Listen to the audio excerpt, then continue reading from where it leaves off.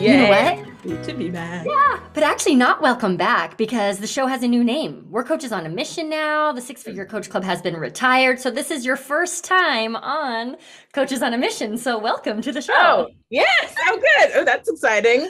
I like it. Yeah, I like yeah. the name. Yes, that's So great. just to fill our listeners in, Talita and I are recording this episode at the end of 2021, even though it won't air until we are well into 2022. But at the beginning of this year, she and I thought it would be a fun experiment to track her year on the show. And we did pretty well until about May, and then the year got away from us. So here we are. It's been about 6 or 7 months since you were last here, but I know you've had a big year, a wild year, a year of a lot of things. And I wanted to just hear from you about the lessons that you learned over the past 12 months or so. Yes. So how does that sound? That sounds great. So many, but yes, I'm going to narrow in on a few. Yes. Great. Cool. Great. So before we dive into that conversation, can you remind our listeners who you help and how you serve them? Yes, I am a high performance coach who helps purpose-driven high achievers get stronger and eat better so they can do more of what they want and do it better. Yeah, great.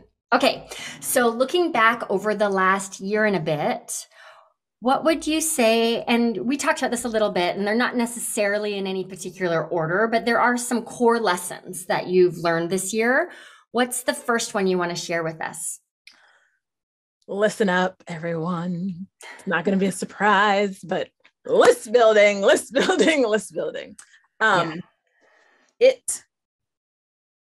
Well, let me back up and say, all the lessons I've learned, whether it was my own discovery or specifically through Dallas, like you teaching me. Yeah. Something, I always got it up here in my head. It made sense intellectually, of course, yes. But the doing of it and it really, really sinking in doesn't happen until whenever it happens. And so list building being one of those big ones where I knew it was important, but I guess I wasn't getting the effort that it actually takes, the consistent effort that it actually takes. It's not like, oh, I did it like these couple of times. It's simply a consistent effort that is your job. I actually discovered that list building is to coaches as auditions are to actors. Mm-hmm. That is 75% of our job. As an actor, 75% of your job is auditioning. That is where your efforts go in. That is where you like fully bring it, so that you book the room. Yeah. And then the things that come after, and the more consistent you do that like brings the flow. Things start to happen. You build the momentum. It's the exact same thing with list building for coaches. That's where your 80% of your efforts, consistent efforts, must go into building the community around you. So you have more people to express your message to, and more the probability of you enrolling people in what you want them to do will go up. Yeah. Okay. So what I heard you say was list building. I'm just going to nutshell it because this is not what you said. Now I'm like putting my own words in your mouth. So what I hear myself say all the damn time, and you finally agree with me, is as a coach, if you want to expand beyond a one-on-one practice, list building becomes your number one priority at all times. 100%. 100%. Yeah, at all times. And this is so, tell me how you relate to this, but I think that I can even fall off track with the list building priority because it's a little nebulous. It never stops. And so starting, like if I'm going to be doing it until the day I die, then I can wait and start until tomorrow. And then months go by and it's time to launch, and I'm launching to the same list of people who I launched to 90 days, 365 days ago. So we don't really learn the urgency around list building until, in a lot of ways, it's too late. Yes. Yeah. Yes. And especially, I feel like this last, maybe the third quarter of the year is when it was definitely seeping in. And then the last quarter, where my program, my signature program, it has done well as far as, what's that word? Attrition, like people coming back. Retention. And like loyal clients who love the program, who are getting results and come back and come back and come back. That's fantastic. However, and I love the fact that it is coming back for a whole year, for a full year. But there were very little new people coming in. And that's when I was like, the realization was coming, and feeling like, and I'm guessing a lot of coaches have the same feeling, where your attention goes to those people you're coaching. Right. And that's where the work needs to be done. That's where it should be done. And I know we'll talk about this a little later, like being in your zone of genius. And list building, that doesn't feel, that's not where you're, so, you know. Yeah. So you're like, but I need to do this because these people paid for my coaching. So I really need to focus on this. But if I want more people to coach, I know I have to do this list building stuff, you know. So that all of what you said, the nebulous feeling, the it's never going to end feeling, the yes, 100%. And also I think unless you're in the practice of list building, it sounds like it's a lot of work. And it is, because it's ongoing, but it's actually relatively effortless if you break it down into small steps. You're looking at less than an hour a week. Yes, exactly. Right? But the repetition is important. Exactly, which is what a habit is. From the high achiever coach herself. Okay. right. Yes, this is a habit. List building is not an event. Of course, you can create events throughout the year that make that a surge of new people to your list, but it is a consistent habit. And habits, the point is for it to become automatic so that it doesn't feel like hard work. Right. Yes. And I just have to step on my soapbox for a second, because inside of the hive, this, I am easily misunderstood as being anti-summit or anti-5-day challenge and very much against these big list building events. And for the record, it's not that I'm against those events, but those events come second. Once you've got your regular habits in place, then we can look at these, let's just say a summit, right? You can look at a summit through a different lens, which is extra credit. Like, okay, cool. I've got my habits in place. I have new people coming onto my list every single week. Now I'd like to give that a shot of adrenaline. Let me do a summit, where what a lot of people end up falling into is, I'm going to ignore list building for an entire year. Now I'm going to try to make up for that with a big event. Yes. I'm going to bust my butt trying to pull this thing off, and it will inevitably not reach my expectations, because you cannot make up for a year of list building with one event. Right. So I'm not anti, but the habits come first. Yes. Absolutely. All right. So what are you doing to make list building a habit for this year? Well, you're like, I'm closing down my business. Right. I've made an executive decision. Well, it's like the plan now is absolutely to get over myself and actually reach out and ask for like cross promotions, partnerships, things like that. And then, but specifically, not just again in my head, because I've said this earlier, earlier in the year. Oh yeah. I'll, a few people I can think of that I can cross promote. Sure. Yes, of course. But as far as a plan, every single week, like this goes in my calendar, as a habit, essentially building this habit to reach out to 10 new people for potential partnerships. Of course, with aligned audiences and all of that. But that is just like we all probably have some regularity with which we sit down to check an email. Oh, every morning I do. This is going to become every Monday. I do this, reach out to 10 people every Monday. Whether that be specifically a podcast, or people, other coaches who have lead magnets that would be helpful for my audience, lead magnet swaps. But 10 new reach. This is not a word. I know we had this conversation. Is it outreaches? What is the word? 10 new points of contact. Points of contact, okay, great. All right, so the difference, what I'm hearing you say here, and this is for all of our listeners, rather than understanding intellectually that list building is a priority and agreeing with the list building ideas when you hear them, what you've done is set a concrete goal that's related to the action, not the result. Yes. Right? It's related to the action because we're building a habit here, and it owns time on your calendar. Yes, exactly. Okay. It owns, awesome. Exactly. And actually, I like something about what you just said, clicked again.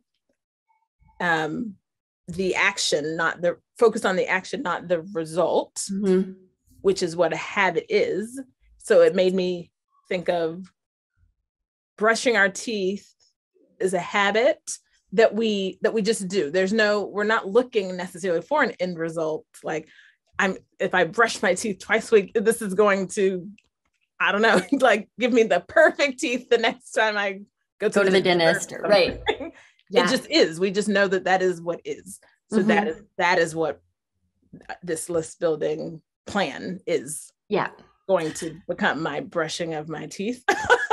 I love that you just said that, because I was sitting here thinking of the brushing teeth analogy, and I think it's more appropriate to call list building a flossing habit, because I would never dream of not brushing my teeth before bed, ever. I brush my teeth twice a day. I don't even think about it. Right. I can't even understand a circumstance where I wouldn't.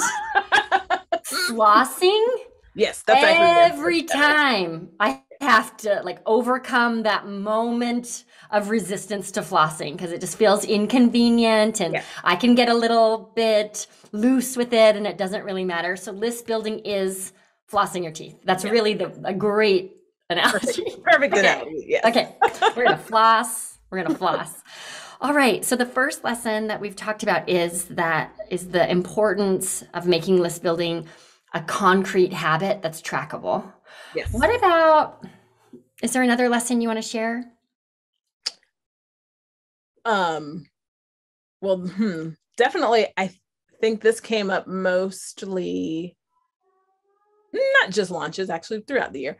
And especially it hit me most when we were on Hive calls, hearing other people, but essentially make it your own. Make it your own. That was another big lesson, which, how do I want to say? I've never had an issue of doing that in my life, like in things in my life, making something my own. But again, for some reason, this is new, owning a business. It's like, oh, I have to follow these things. And for some reason, the make it my own would start to get gray, would start to go out the window. Yep. It was just this new thing. Oh, well, I have to follow the plan exactly, or not the plan, but what is presented to me as what business is, what you're supposed to do.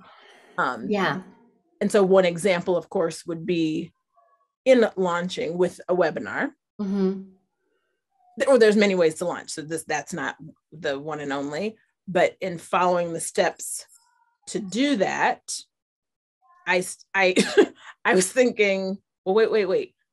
I coach, like I move the body. I coach clients in strength training and mobility and fitness. To have a fully 100% sit down webinar for 60 minutes to launch my movement program. Right. It seemed weird. So but the actual format and the structure of the webinar, genius, like the foolproof webinar formula is fantastic. So I was thinking, well, how can I still follow this, but, put in the things that I know my audience will need in order for them to understand the program. So Totally. that's how I had to make it. That was an example of how I had to make it my own. Yeah. And add movement in there. And that just started coming up a lot throughout the year of, it's not wrong just because you're not doing this business thing this exact way. You are bringing yourself into the conversation, into the formula. And you don't have a business or a unique business if you don't bring yourself to the table. You are the business. I am the business. Therefore, right. I have to bring myself into all the parts. Yeah. Yeah. I found myself, and I want to talk about this because this is not uncommon. And I wonder how much the fact that we're coaches, how much that can work against us in this area. Because as coaches, we're always like on the lookout for resistance, right? It's like, oh, I gotta work on myself and I gotta work through my own resistance. And sometimes I can confuse instinct and resistance. So a couple of years ago, I was in a program, and I've talked about this on the show before, but I was in this program and I was the C- student in the group. I just was not measuring up, and I'm not used to that. That was not very cool. And I just kept I was solving the wrong problem. Like, God, what's wrong with me? I got to get over my resistance and get with the program here, where in fact, my instincts were coming forward, inviting me to make this, like, eat the fish, spit out the bones, right? Make this system my own. And I don't know why, Talita, but it took me almost a year, probably 10 months into the program, to realize, oh, wait, this is not resistance. This is my 20 years of experience in business and my own creative intelligence and my instincts coming forward. But so why is it, for those of us who would naturally make something our own in these other arenas of our lives, why is it that we don't give ourselves permission to do that as easily when it comes to the way we learn in our business? Right. And I 100% would agree with you.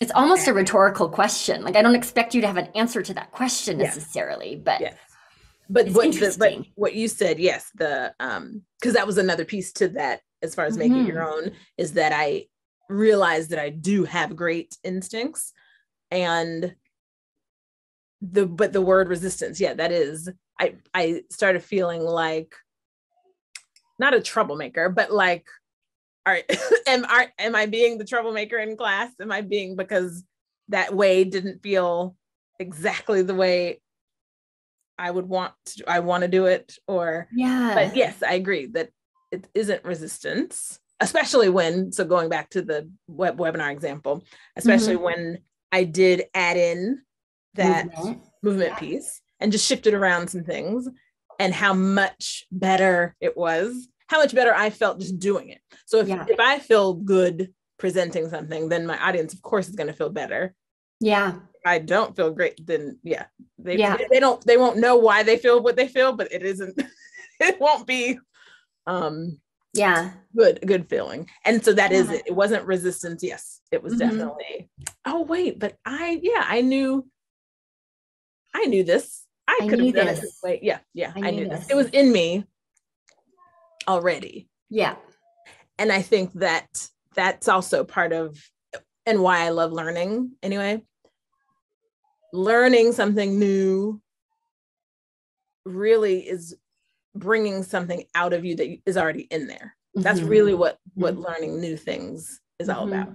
It's helping you tap into something that's already there and just revealing it or expressing it better.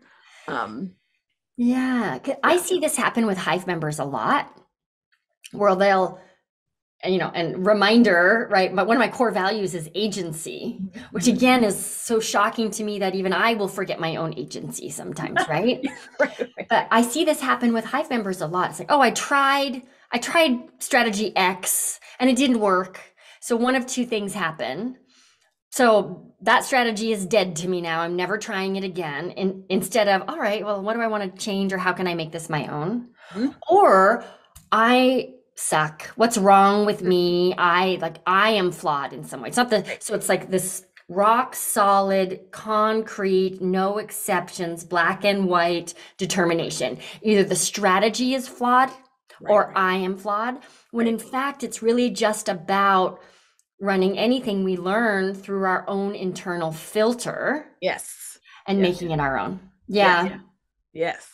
Definitely. Definitely. Duh. It's like, duh. And, right. and living it is another thing. Living it is another thing. And I think a lot of it has to do with the fact that we're coaches. And so we want to push ourselves and learn. We're invested. If we're learning something, we've put money and time and heart on the line. So the stakes just naturally feel a little bit higher. And then it's easy to just assume that the person we're learning from knows more than we do, which is why we're learning from them. But then that's where it gets a little leaky. It's like, if you know more than me, then I'm going to forget everything I know. Right. And that part that you said about the stakes start to feel naturally higher, because it's almost like, yes, if I've invested time and money, I don't have time. It feels like, well, I don't have time to play around. Yeah, right. And figure out what I feel might be best. No, the plan is here. Do it. And therefore it should happen the way it's supposed to happen. Right. Yeah. And sometimes it does until we start ignoring our own instincts. Yes, exactly. Yeah. Exactly. Well, that's a good one. I needed to hear that one today for myself too. It's really good. Yes. All right. So what about a third lesson? Was there something else you want to share with us? Yes. Oh shoot. Well, well, there's two. Which one do I want to say next? Well, this one it seems probably like another duh, but do more of what's already working. Again, learning new things is great. Adding to your arsenal of, of strategies and solutions, great. But we've heard the saying before, if it ain't broke, don't fix it. Right. Then that holds true here too. But I think where people may think that it's broke, even though it's not, is because they haven't reached what their goal is yet. Whether it's a 6-figure goal, so, or having a certain number of people in your program and you're not there yet, that must mean, okay, well, something needs fixing. Not necessarily, it's just leaning more into what has been working to get you up to a certain point. And then, you're adding on things that you're learning to help you grow further, but it's not about completely overhauling or changing. Some things have been working, so do more of that. Yes. So for me, that was more being more visible. I, earlier on in my business, was naturally getting requests to guest coach inside of other people's communities, whether it's inside a Facebook group, inside someone's paid program. But it was not a strategy that I was using, like, ooh, let me see if I can get inside of other people. People were asking me. But then again, fast forward, like, okay, now I'm inside of an actual business program. I have to implement these things. And so I started forgetting that was working. Teaching as an option, right? Yep. Yes, but that was an option inside of my business. So, and then when I realized that, so how do I bring that back into the mix with an actual plan though?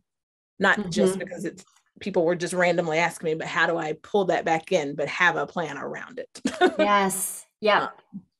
I see this do more of what's working be so valuable when it comes for those coaches who are like past the 6-figure mark. And so they're like, okay, I've hit this milestone. This is really exciting. I have my signature program. Let me go make another signature program. When in fact, all of that creative energy, a stronger place to put it is into list building. Yeah. Because more offerings doesn't necessarily mean that it's better, that it serves your audience. Sometimes it can really create confusion. Right? I have a private client right now who has 3 really powerful programs, and it's working for them. And the most common customer service question they get is, which program should I do? And their audience is concerned that they're doing things out of order because there are so many options, right? So an easy assumption, if you're on your path towards your goal and you're not there yet, is to add more new things. Yes. When in fact, what I hear you saying is like, go deeper first and make sure you've locked in and leaned into the things that already work, and then decide, right? Yes. What, if anything, you want to add that's new, but be discerning about that. Yes. Yes. Yeah. And I love the fact that I only really have 3 offerings now. Because I think in the beginning I had, and it wasn't because I had more offerings, not because I hadn't reached a goal yet. It was just because I thought, well, I'm supposed to have something for everybody.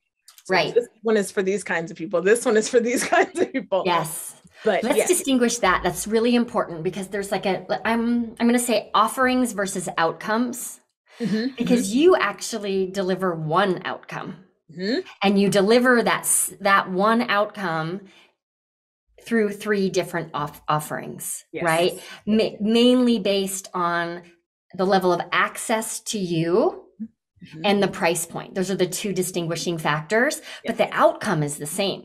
Yes. And so, which I think is really smart. So you've got, like, we talk about chocolate and vanilla inside the hive. You have like chocolate, vanilla, and strawberry, right? Or I will have strawberry in the new year soon, in a few months. But yeah, now it's chocolate. Yeah. And so what some people fall into is ice cream, pie, tiramisu, and coffee and beer, like just throwing it all in. And that's the thing that can create confusion for your audience. Yes. Oh, that's good. That's good. But that's true. Yes. Okay. And I do now recall some conversations, people being excited. And then when we got to saying like what options there were, then I could see confusion set in, and then the excitement would kind of die down, because they're like, wait, what outcome do I want? What? Right?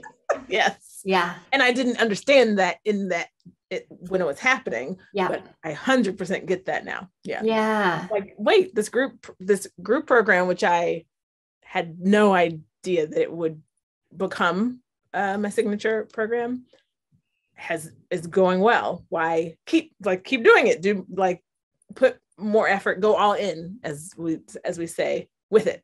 Yeah.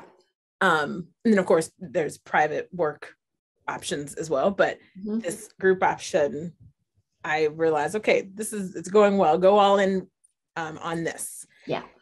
And if need be, you could curate something for, like, if in a strategy session, if the private work or the group program is still not it for the person, sure, we could put together something. But as far as what I am presenting and offering, to make it clear, and like that's it. And it felt weird at first, but liberating, but it felt great. I'm just gonna be a broken record here, because instead, yes, you could curate a special program for someone, or you could just let that client go find someone else and focus on list building. That's true. Yeah. We should play a game. How many times does Dallas say list building in one episode? I think we're up to 40 already. Yes. Okay, this is so helpful. Yeah, go ahead. Well, one other thing I wanted to add, as far as me being more visible, and out there and in front of people, there was I won't go deep into it, right now, but there was a time where, and you can look, if we looked on analytics on Instagram and see what posts do great, they are the ones that where I'm showing myself doing some kind of movement, some strength movement or mobility or some fitness, movement. But everything that did well was a visual of me, whether it was a still photo or a video. Yeah. And there was a time where I had gotten away from doing that. Mm-hmm. A couple of reasons.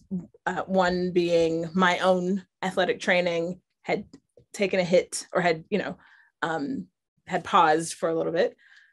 And so it felt, there was an emotional attachment there. Yeah, for you. Where I was just I wasn't doing that. I wasn't as much. And so, but seeing that clear data that, okay, well, this is what people are responding to the most. They want to see me. Again, this is what's working. So that's where I should lean in more. I have to get back to being more visible through video and all the various ways you can be on video now on Instagram and the different formats. Lean into that. And so, that has paid off. I can see the difference now, more engagement and all of that. Yeah. So, okay. Another example I wanted to share. Yeah, that's so smart. So leaning into what's working when it comes to marketing, when it comes to your offerings, really like using your own experience and the data around it as the framework for what you're building moving forward, instead of always looking for the new flashy, shiny distraction. Yeah. Yes. Love it. Yeah.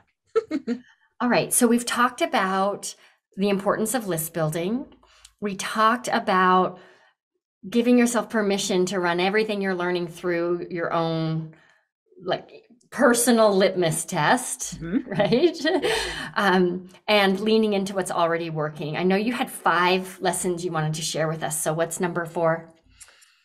This is so good. My favorite one, maybe. Yeah, this could be a whole episode. So let's get into it here. That and this one actually really hit towards the end of the year, to the last quarter of the year, that 80% of the people out there should not get it. And by it, I mean, should not get my work, my stance, my approach. 80% of the people should not get it. And I know that sounds like, wait, what? So then how are you going to grow a business? How are you going to coach people? How are you going to enroll people? Yeah. But it's true.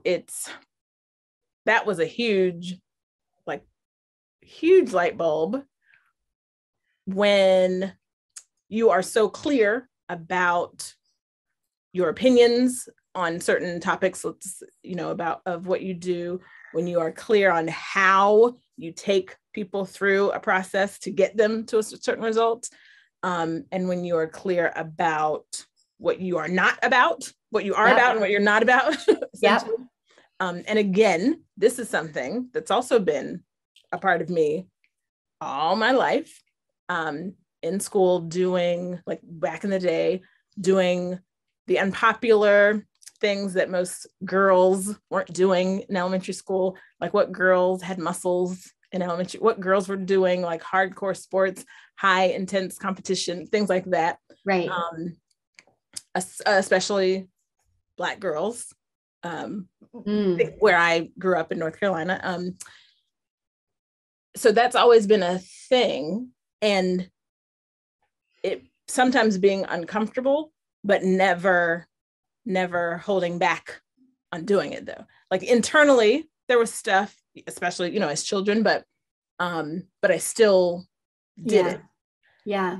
Fast forward to here though, again, this business thing, if the goal is to attract people, to enroll people so that I have people to coach, so that I can help people achieve results, then one would think, and I know especially in the Hive, it's common for people to think, well, I want to help everyone. I want to make sure everyone gets it.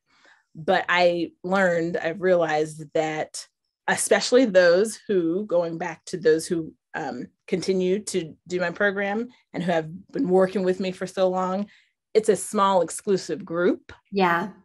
And they are the ones that, I mean, are getting, even if they don't fully get it, it's like, it's meant to have this feeling of an insider type of vibe. Yeah, totally. Oh, Yep.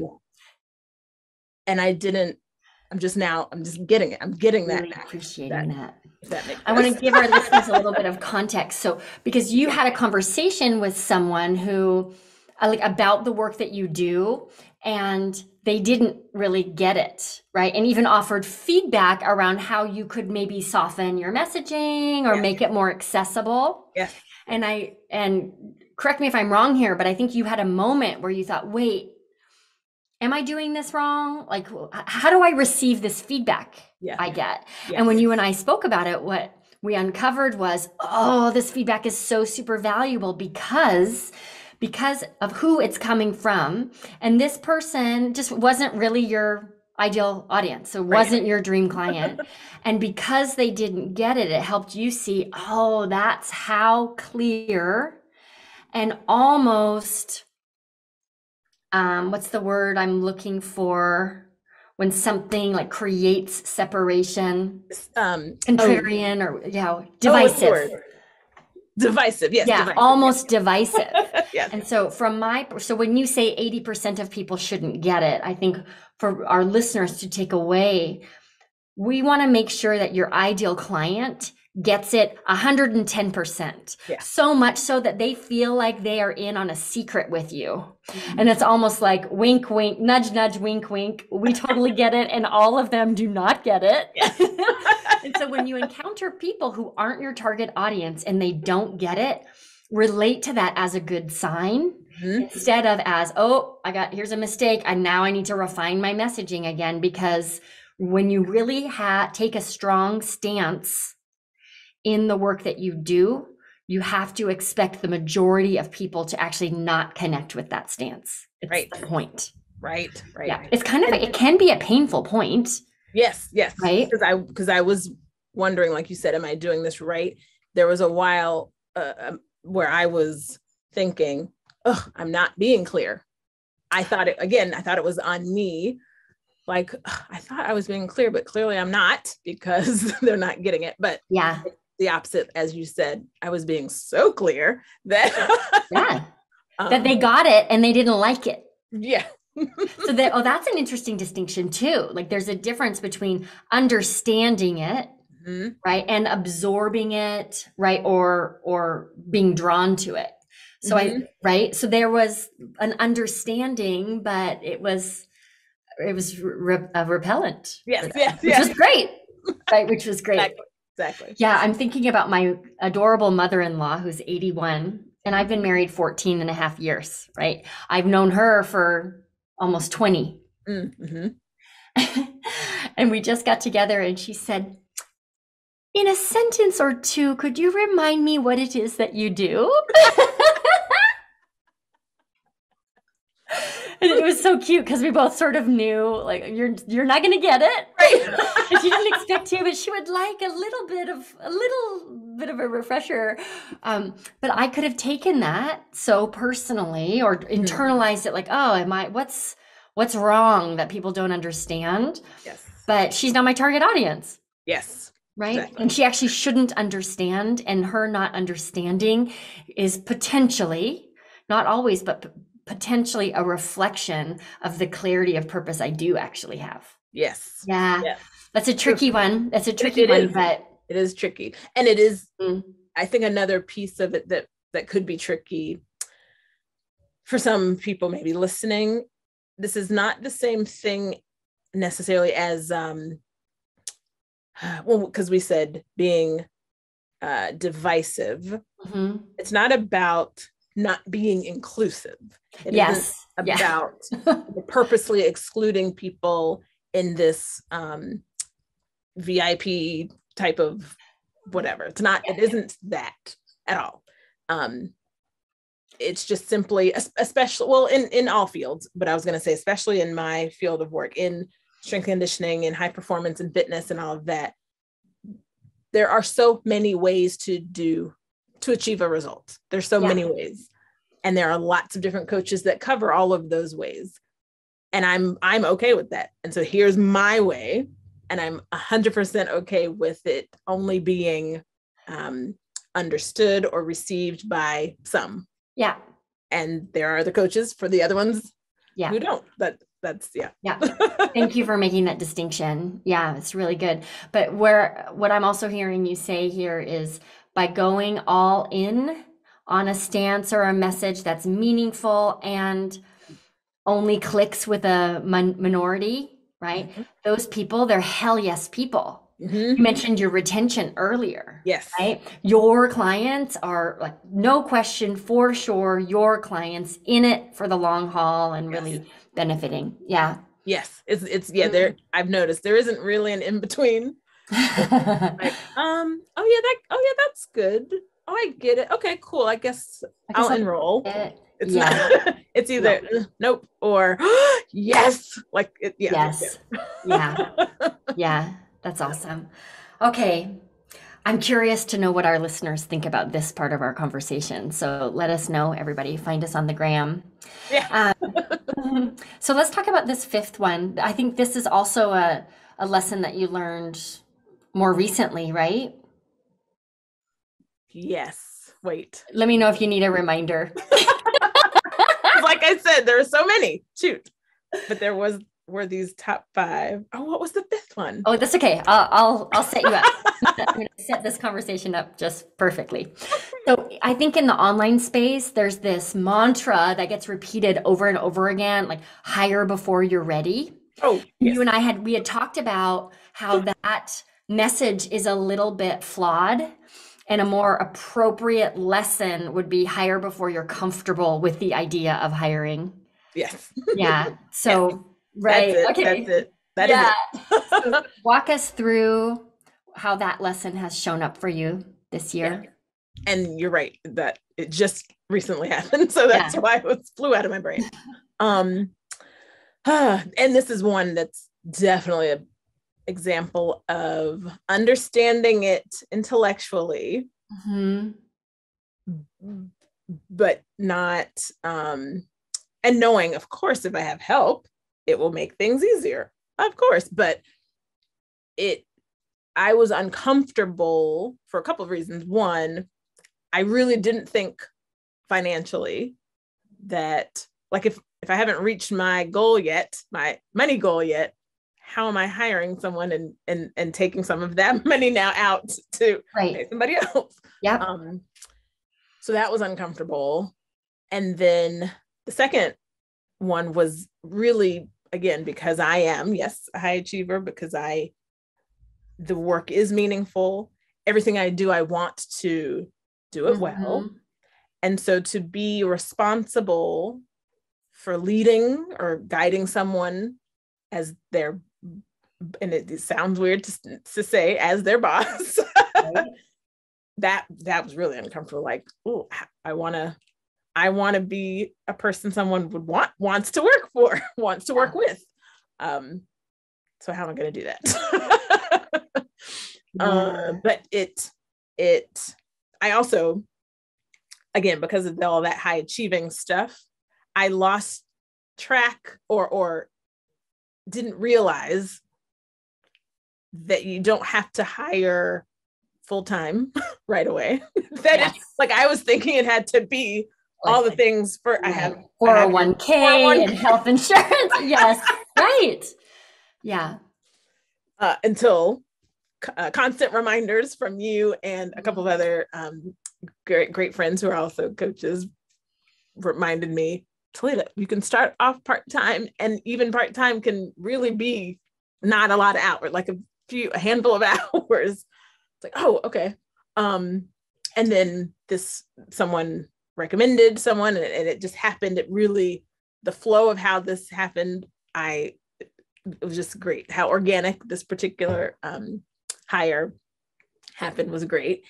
And all of the things that I need help with in my business are all of the things that she's great at and the things that she loves doing. And I was like, this couldn't be any better.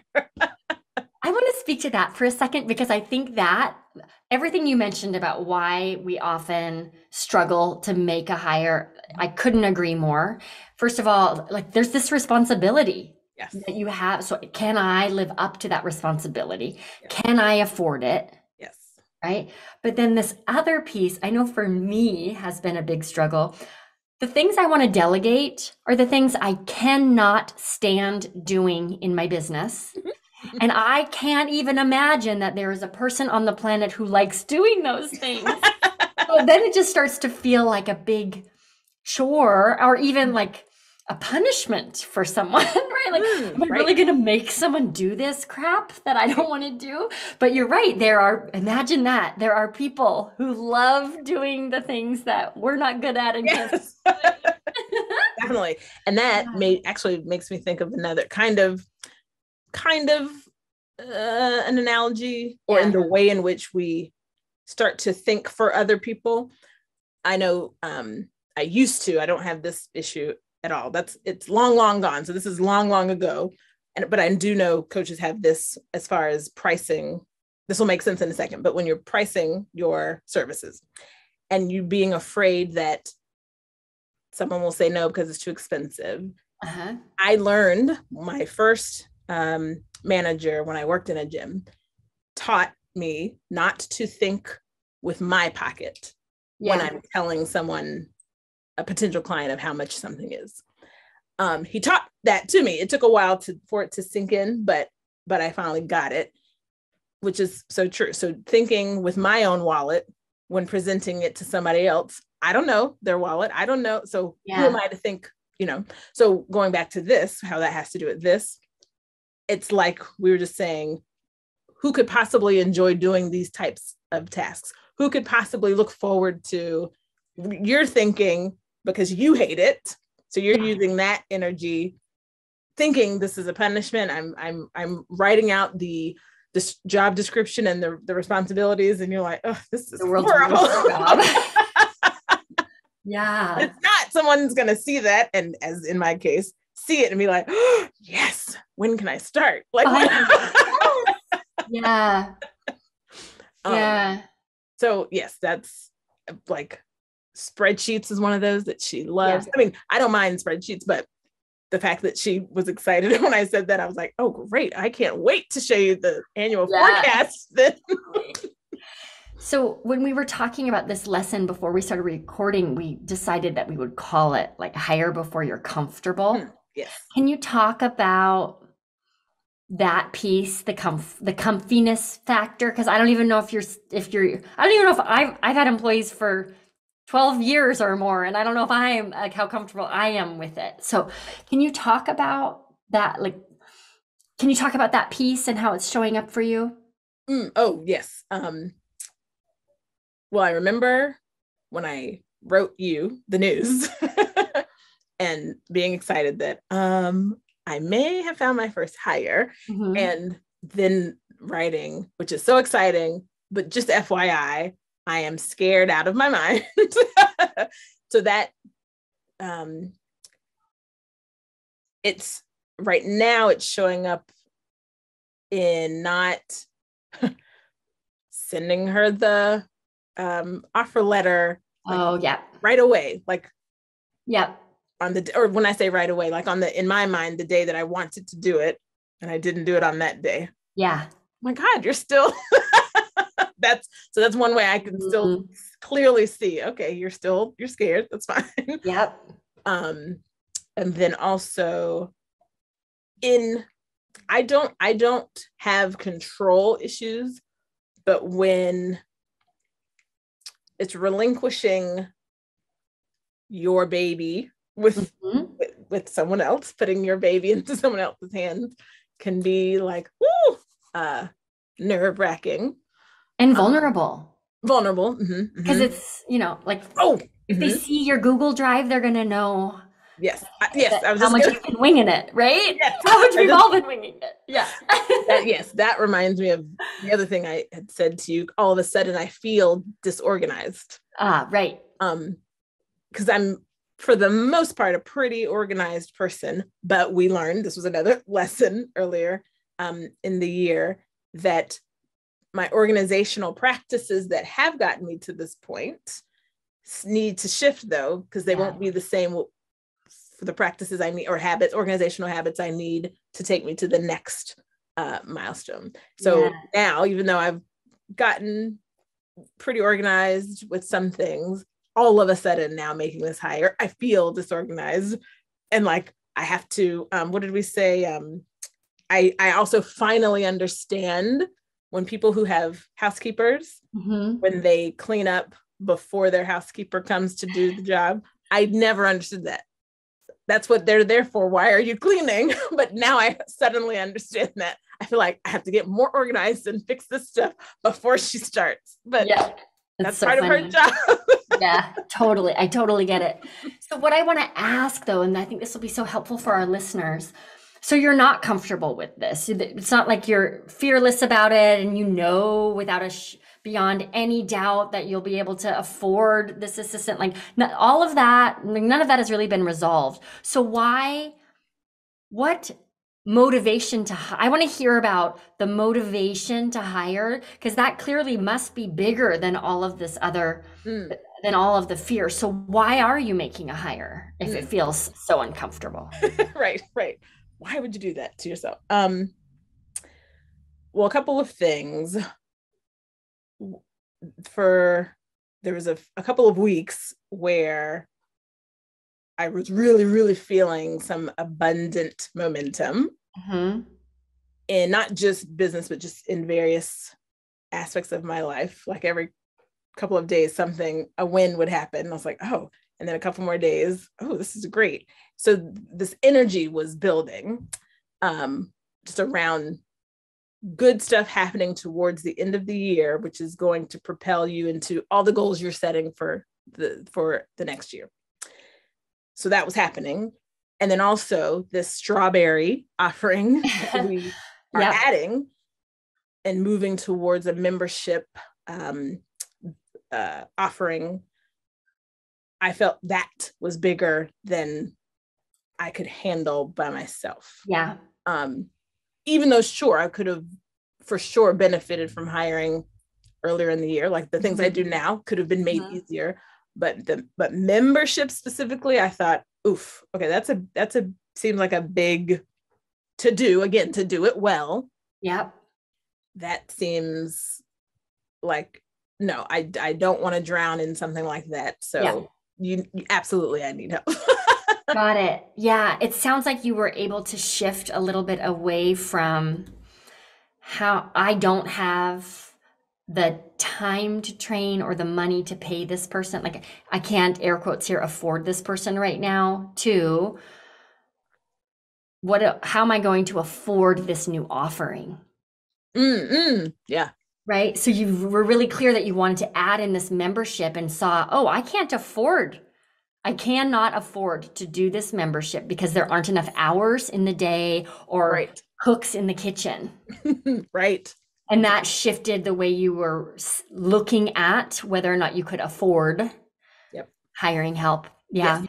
That mixed with, I forget when I had heard you say it, but looking at that as an asset instead of an expense. Yeah. That's a huge energy shift to look at a different perspective like that. And it will be an asset. Massive asset. Yeah. Wow. You've had quite a year. Yes. Our first conversation on ever, but specifically our first podcast conversation. If you had said that these particular lessons would have been learned, no, I wouldn't have. Yeah. No. Yeah, I really see that. Yeah. So let's imagine that it's a year from now. What's one lesson, right, that you look forward to telling us about, right? One lesson you look forward to learning in the coming year. Ooh. I totally surprised you with this question. You're 100% on the spot here. Let's see how you do. I'm looking forward to telling you that I learned by taking off a week every quarter. Yes. that is going to be better. That's going to also propel my business. Something to that effect. Meaning, that is so similar to the lesson I look forward to really starting to. Something around like working the power of intentional time off. Yes, yes. Because when I don't work on, or it seemingly, when I say I don't work on the weekends or Sundays are my day, really that means I don't have any appointments on the weekend.